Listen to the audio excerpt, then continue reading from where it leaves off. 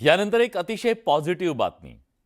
एकेकाळी माओवाद्यांचा गड अशी ओळख असलेल्या गडचिरोलीत विकासाची गंगा जोरात वाहू लागली आहे। गडचिरोली जिल्ह्यातल्या सिरोंचा इथं भव्य शैक्षणिक संकुलासह 300 खाटांच्या मल्टी स्पेशालिटी रुग्णालयाचं भूमिपूजन आज मुख्यमंत्री देवेंद्र फडणवीसांच्या हस्ते झालं। या भागातल्या रुग्णांना नेहमी उपचारासाठी लांब वर जावं लागायचं, मात्र आता त्यांना या ठिकाणी पुणे नागपूर सारख्या मोठ्या रुग्णालयातल्या सोयी उपलब्ध होणार असल्याचं मत देवेंद्र फडणवीसांनी व्यक्त केलं। गडचिरोली जिल्ह्याच्या विकासाला कलाटणी देणारा आजचा हा प्रकल्प असल्याचं मत मुख्यमंत्र्यांनी व्यक्त केलं।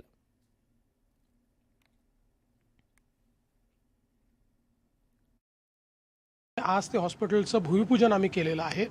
सर्व प्रकारची मल्टी स्पेशालिटी या ठिकाणी त्याच्या माध्यमातून उपलब्ध होणार आहे। आमच्या योजनाही त्या ठिकाणी उपलब्ध होतील आणि राणा शिपिंगचे श्री राणा सूर्यवंशी यांनी पुढाकार घेऊन त्याच्यासोबत इथे मेडिकल कॉलेज, इथे नर्सिंग कॉलेज, इथे एक शैक्षणिक संकुल पूर्ण तयार होणार आहे। विशेषतः हे जे काही नर्सिंग कॉलेज आहे त्याच्या माध्यमातून इथल्या ज्या ग्रामीण भागातल्या मुली आहेत,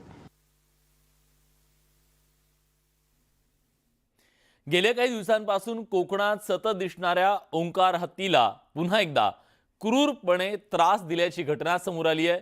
नदीत शांतपणे आंघोळ करणाऱ्या ओंकार हत्तीवर सुतळी बॉम्ब फेकल्याचा संतापजनक प्रकार समोर आलाय। बांद्यात तुळसाण नदीत ही घटना घडली आहे। 2 दिवसापूर्वी ओंकारला दांडक्यानं मारहाण करण्यात आली होती, त्यानंतर आता त्याच्यावर चक्क सुतळी बॉम्ब फेकण्यात आले। प्रचंड आवाजानं हत्ती घाबरून पाण्यात खोलवर पळाला। हा व्हिडिओ आता समोर आल्यानंतर प्राणीप्रेमींमधून संताप व्यक्त करण्यात येतोय। 3 नोव्हेंबरला सावंतवाडीतल्या वनविभागाच्या टीमसमोर काहींनी ओंकारला लाठ्या काठ्यांनी बेदम मारहाण केली होती। त्या मारहाणीनंतर तो आधीपेक्षा जास्त चिडलेला दिसला।